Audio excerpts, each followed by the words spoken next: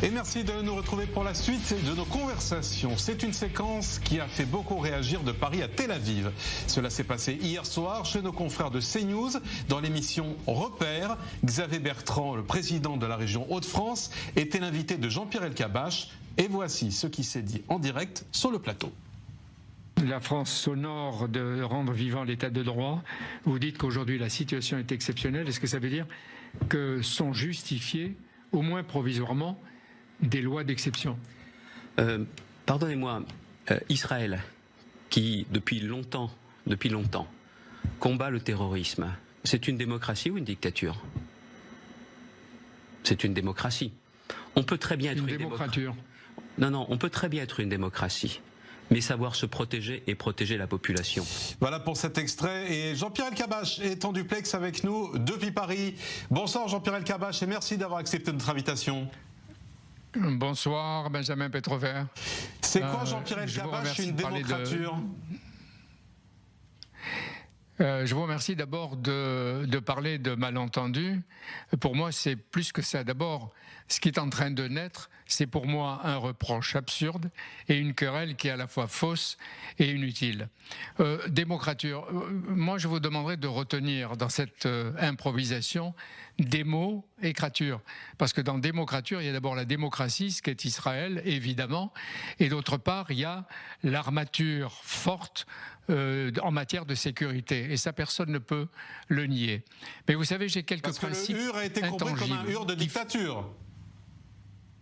Mais ça peut ressembler à des moments qui ne sont pas, ou qui ne me convainquent pas de l'aspect démocratique. Je peux en parler avec vous, si j'en ai la possibilité. J'ai des principes intangibles. D'abord, je suis et j'ai été un partisan et un défenseur farouche de l'existence de l'État d'Israël. Personne et rien ne peut me faire changer.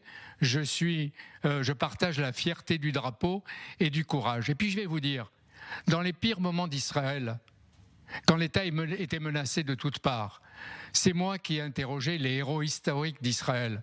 Je voulais que je vous donne la liste. Moshe Dayan, j'étais un jeune journaliste.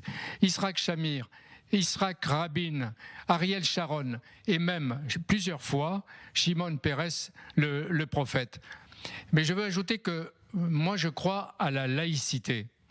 C'est vrai qu'Israël est une grande démocratie et au passage je dis qu'elle le montre à travers les élections, et elle le montre aussi dans la vivacité des débats démocratiques et publics que vous avez tous chaque jour dans la presse, la radio et la télévision. Je crois à la démocratie, évidemment, et je crois à la laïcité. Pourquoi? Parce qu'elle permet de croire ou de ne pas croire, et de respecter toutes les religions, pas une ou l'autre, mais toutes les religions. Mais vous voudriez appliquer la laïcité en Israël? À protéger.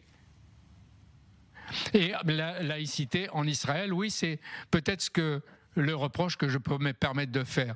La laïcité, c'est la séparation de la religion et de l'État. À chacun sa place, disait Victor Hugo. Je suis d'accord avec lui, modestement. Mais Israël est un État juif. Et c'est pourquoi.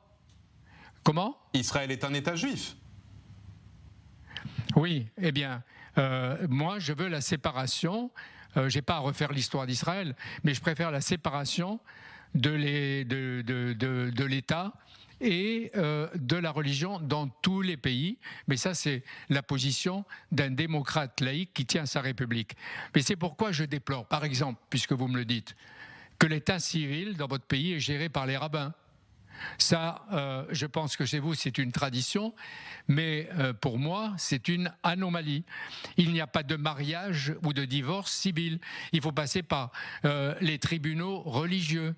Ça, peut-être certains s'en accommodent, mais moi, je pense que ça crée des souffrances et des vies qui sont blessées, sans parler du sort des athées qui vont se marier, s'ils ont de l'argent, à Chypre, en Grèce ou en Floride ou en Californie. Je sais que vous avez la Cour suprême, mais il faut avoir de l'argent, c'est loin et c'est coûteux d'aller porter plainte. Israël, je vais ajouter, bien sûr qu'Israël est une démocratie, la seule de la région, et ça on peut dire qu'elle est exemplaire, mais quand même, les partis religieux, les petits partis, eh bien, ils sont trop influents. C'est eux qui imposent leurs règles, leurs leurs intérêts d'abord, même un Premier ministre comme Netanyahou qui vient d'être élu à nouveau de la manière la plus démocratique qui soit. Alors, Jean-Pierre Elkabbach, que je comprends le fond de votre propos. Quand vous avez dit hier soir démocrature, ça n'est pas démocratie et dictature, parce que c'était sur ça que vous interpellez, d'ailleurs c'est un paradoxe, c'est Xavier Bertrand, votre invité, qui vous a interpellé, vous l'intervieweur. Revenons quand même à ce qui s'est passé hier. Oui. C'est le monde à il l'envers. peut m'avoir interrompu, il peut m'avoir interpellé et interrompu. Mais comme je crois à la liberté d'expression, eh bien, je suis libre de penser, de juger et de dire ce que je veux. Il y a des pays, et peut-être le vôtre, qui nous encouragent en France à montrer les caricatures de Mahomet. Et ça vous choque que je dise démocrature? Je comprends pas. Je comprends pas. Mais ça me choque pas moi, ça choque en tout cas certains internautes qui ont relevé le passage et qui circulent beaucoup à Paris, même à Paris en France, Tel Aviv, Jérusalem ou ici. Peut-être parce que ce mot justement, on n'a pas tellement compris ce que vous voulez dire derrière ce mot. Est-ce que ça veut dire qu'il y a une composante dictature dans démocratie, et ça veut dire autre chose, accuser Israël de dictature. J'ai dit, il ne faut pas faire une querelle inutile.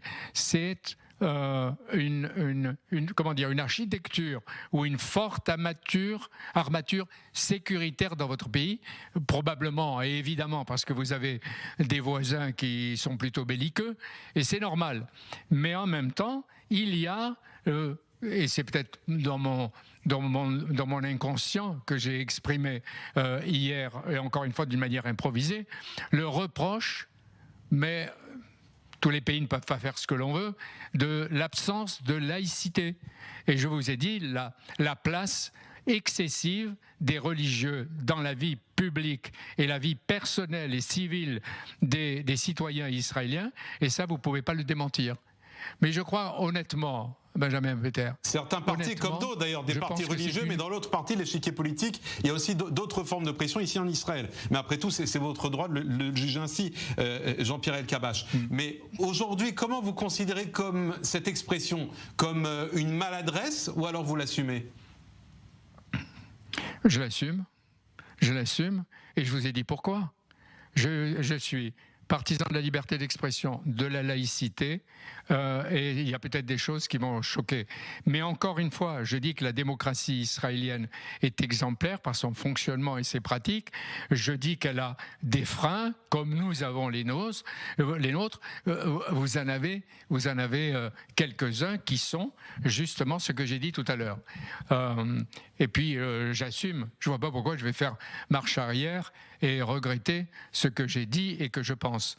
Et tous ceux qui me connaissent en France et ailleurs, jusqu'en Israël, vous devriez peut-être demander son avis à Madame l'ex-ambassadrice d'Israël en France, Aliza Bin Noun, si on peut me mettre du côté des anti-israéliens, ce qui est une stupidité majeure. Alors, le message est passé. Avec la plus grande fermeté. Le message est passé. Jean-Pierre Elkabbach, puisque vous me parlez, la liberté de dire. Puisque vous me parlez de la laïcité à la française, et vous m'avez cité tout à l'heure les caricatures, je veux quand même vous poser une question à vous, Jean-Pierre Elkabbach, puisque je vous ai avec nous ce soir, ce qui est assez rare sur notre antenne. Votre regard à vous sur l'épisode que la France vient de traverser, cet islamisme radical qui tue pour des caricatures. De votre carrière de journaliste, vous en aviez vu des pouvoirs défiler. Sentez-vous, Emmanuel Macron et le gouvernement aujourd'hui, correctement à la manœuvre face à ce que la France est en train d'affronter? Je pense qu'avec du retard, l'exécutif français a compris le mal qui ronge la France depuis des années, que quelques-uns, dont moi, et puis Manuel Valls, que vous entendez tout à l'heure, ont dénoncé. Cette fois, comme disait Camus, on nomme les choses en France, on nomme dire depuis quelques mois, depuis le discours d'Emmanuel Macron au Bernardin, l'islamisme, et puis l'islamisme fasciste, et toutes les formes d'islamisme radical et politique. Enfin, la France le dénonce et va peut-être mettre les moyens de le combattre partout. Parce que ce sont des salafistes, des wahhabistes qui clandestinement ont rongé la démocratie française sur tous les territoires et depuis des années. On n'a pas voulu les voir. Vous savez, il y a des années, j'ai interrogé, je ne me rappelle plus de son nom, un auteur qui m'avait éclairé et qui disait, vous savez, l'argent des pèlerinages est du halal. Eh bien, vous savez où il va? Il va au Hamas et au Hezbollah. Je l'avais montré, on m'avait traité d'islamophobe, etc. Parce qu'à l'époque, on ne pouvait pas dire les mots. Aujourd'hui, on les dit, et probablement, avec les mesures d'Emmanuel Macron, de Gérald Darmanin, on va poursuivre, arrêter, expulser, s'il le faut, tous ceux qui, d'une manière ou d'une autre, sont d'abord susceptibles de commettre des actes, qui ont commis des actes, qui sont en prison et qui sortiront, et qui méritent d'une seule chose quand ils sont étrangers, comme ceux qui ont tué le Soudan, etc., et qui sont des étrangers, ceux-là seront expulsés. Merci beaucoup Jean-Pierre Elkabbach d'avoir accepté notre invitation, d'être avec nous ce soir dans nos conversations. Vous étiez en duplex avec nous depuis Paris, et je rappelle qu'on vous retrouve tous les dimanches sur CNews pour l'émission Repères.